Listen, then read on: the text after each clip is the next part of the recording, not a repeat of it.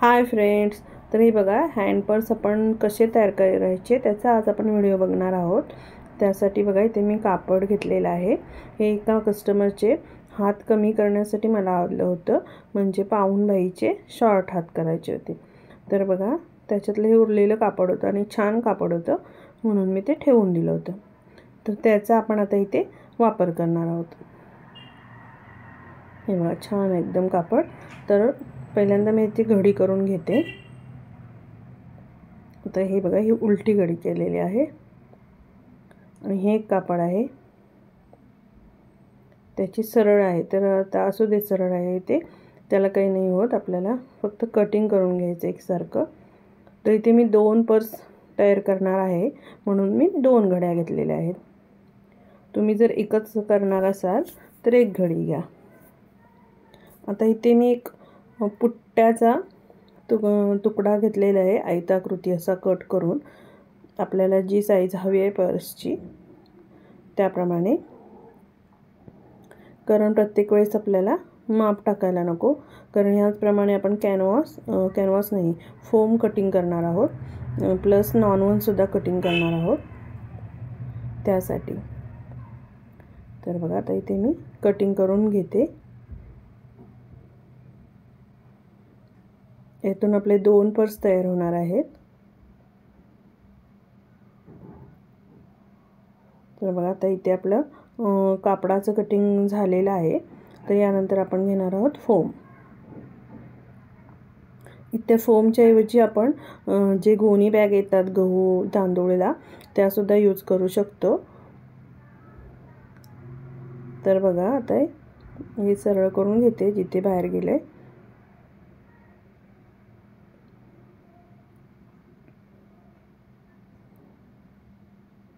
तर इथे झालेलं आहे आपलं। त्यानंतर आता आपण घेऊया फोम। हे 4 पीस मी आधी साईडला ठेवते। तर बघा हे फोम आहे ते मला खूप शोधून भेटलेलं आहे। सर्व सामान हे एका दुकानात दुसरं वेगळ्या दुकानात असं भेटलेलं आहे, त्यामुळे जिथं भेटलं तिथं मी घेतलंय। पण हे बघा हे व्यवस्थित ठेवलं न गेल्यामुळे असं झालेलं आहे। त्याने असं गुंडाळा करून बांधून ठेवलेलं होतं। तर नंतरच्या वेळेस मी एकाच ठिकाणी कुठे सामान मिळतं त्याचं नीट माहिती काढून मग खरेदी करेन। यामुळे खूप आपल्याला आता त्रास होणार आहे, ते वाकडं तिकडंच होते ते। ठीक आहे, आता मी कटिंग करून घेते। त्याचे पण 4 पीस आपले एकदम कटिंग होणार आहेत।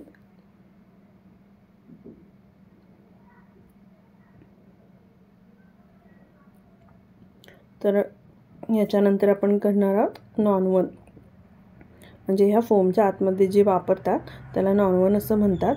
त्याच्याऐवजी आपण अस्तरसुद्धा वापरू शकतो। पण इथे आपल्याला आता हे सर्व जे पर्सला सामान वापरतात ते वापरून आपण एक बघणार आहोत तयार करून, त्यासाठी ते मी घेत आहे। हे आता व्यवस्थित करून ठेवलेलं आहे आधी। आता घेणार आहे नॉन-वन। तर हे नॉन-वन मला भरपूर चिपळूणमध्ये शोधावं लागलेलं आहे।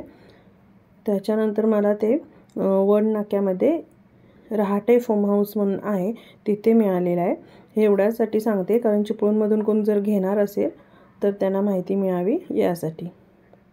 तर हे मला 35 रुपये मीटरने भेटलेलं आहे आणि त्याचा पन्ना खूप मोठा आहे, 1.5 मीटरच्या आसपास त्याचा पन्ना आहे। हे ना घडी ते थोडंसं कडक असतं, घडी वगैरे पटकन अशी बसत नाही, म्हणून मी आता 2-2च पीस कापून घेणार आहे, एकदम 4 नाही करणार आहे।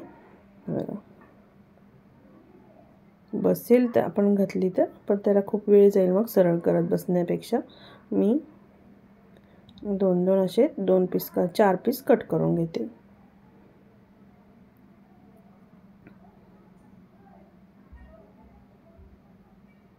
तर बघा इथे आपलं झालेले आहेत 4 पीस कटिंग करून। तर आता इथे मी पट्ट्यासुद्धा काढून घेत आहे, हे आपल्याला फिनिशिंगसाठी उपयोगी येतात। हे बघा याचं जरासुद्धा कुठून दोरे वगैरे निघत नाही, म्हणून याचा उपयोग करतात फिनिशिंगसाठी। तर चला हे आता आपण ठेवूया साईडला आणि आता आपण घेऊया पर्स शिवण्यासाठी मशीनवरती। तर बघा पहिल्यांदा कापड उलटं करून ठेवलं, त्याच्यावर फोम ठेवला आणि नंतर नॉन-वनचं कापड ठेवलं। तर चला आता आपण हे तिन्ही एकत्र असे जोडून घ्यायचे आहेत. चारी बाजूनी व्यवस्थित शिलाई मारून घ्यायची आहे. जर आपण मोठी बॅग शिवणार असो तर मध्ये मध्ये अशा उभ्या रेषा मारून घ्यायच्या आहेत शिलाईच्या. पण बघा आता आपण छोटी पर्स आहे म्हणून फक्त चारी साईडनी शिलाई मारून घेत आहोत. तर याचप्रमाणे मी दुसरे जे 3 पीस आहेत ते सुद्धा शिलाई मारून घेतलेले आहेत. हे ते एक तुम्हाला दाखवण्यासाठी मी दाखवलेलं आहे मारून. आता ह्याच्यावर अजून एक पीस घेते, 2 पीस बाजूला ठेवते कारण आधी आपण एक पर्स स्टिच करूया. बघा दोन्ही ठेवले आणि बघा हे फोम ना मागे पुढे झाल्यामुळे थोडंसं आपल्याला कटिंग करावं लागलेलं आहे. त्याच्यामुळे 2 पर्समध्ये थोडासा सेम झालेला नाही, थोडासा फरक पडलेला आहे. तर ठीक आहे, आता आपण सगळीकडून सारखं करून घेतलेलं आहे पण. आणि आता मी चेन बसवायला घेणार आहे. तर बघा आता एक पीस घ्यायचा आहे यातला आणि चेन घ्यायची आहे जी आपण आणली होती बघा, दाखवते मी तुम्हाला. त्याची एक साईडला आपल्याला बसवून घ्यायची आहे. आधी उलटी ठेवलेली आहे आणि जोडून घेत आहे. इथे आता आपली जोडून झालेली आहे. आता जो दुसरा भाग आहे त्याला चेनची दुसरी साईड जी आहे ती जोडून घ्यायची आहे. त्याचप्रमाणे उलटी साईड ठेवायची आणि जोडून घ्यायची आहे. ते बघा इथे आधी कट करत नाही आहे मी, आधी जोडून घेत आहे. तर इथे आता आपली दुसरी साईडसुद्धा चेनची जोडून झालेली आहे. तर इथे कट केलं. आता आपण जी जोडलेली शिलाई आहे, चेन जोडलेली शिलाई ती आतल्या बाजूला दाबायची आणि वरतून एक शिलाई मारून घ्यायची आहे. अशी आतल्या साईडला ती शिलाई दाबायची आहे जी आपण जोडलेली शिलाई आहे चेन, आणि वरतून शिलाई मारून घ्यायची आहे. तर दोन्ही पीसला आपण आधी मारून घेऊयात. हे बघा इथे झालेली आहे मारून. आता आपण टाकणार आहोत रनर. तर काय आहे ह्याच्यामध्ये रनर टाकायला थोडीशी प्रॅक्टिस लागते. आता आपण नवीनच काम चालू केलं आहे, म्हणजे नवीनच टाकत आहोत, कधी याचा वापर नाही केलेला आहे, त्यामुळे थोडंसं अवघड जातं, पण प्रयत्न केल्यावर होतं. तर बघा इथे मला थोडासा माझाही थोडा वेळ गेलेला आहे पण नंतर बसलेली आहे बघा. पण कदाचित माझी उलट्या साईडनी बसली म्हणून चेन लावल्यावर आधी ओपन झाली आणि नंतर पुन्हा लागलेली आहे बघा. आता ते मग सेंटरला ठेवायचे आहे रनर आणि आपल्याला तिन्ही बाजूनी शिलाई मारून घ्यायची आहे, जोडून घ्यायची आहे. बघा एकदम सोपी आहे. आता आपण वेगवेगळे प्रकारचे जसा वेळ मिळेल तसे तसे व्हिडिओ तयार करणार आहोत. पण आज सध्या आपण साधा सिंपल जो 1 कप्प्याचे हँड पर्स आहे तो घेतलेला आहे. याच्यासाठी बघा शिवण क्लासची वगैरे काहीही गरज नाही आहे, एकदम साधी सोपी पद्धत आहे. आपण कुठेही माप वगैरे काहीच घेतलेलं नाही आहे मेजर टेपनी.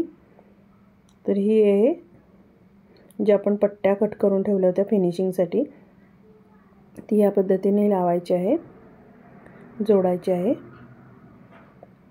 जे आपले रफ एजेस आहेत म्हणजे जी शिलाई दिसते ती दोन्ही साईडने कवर करायची आणि शिलाई मारायची.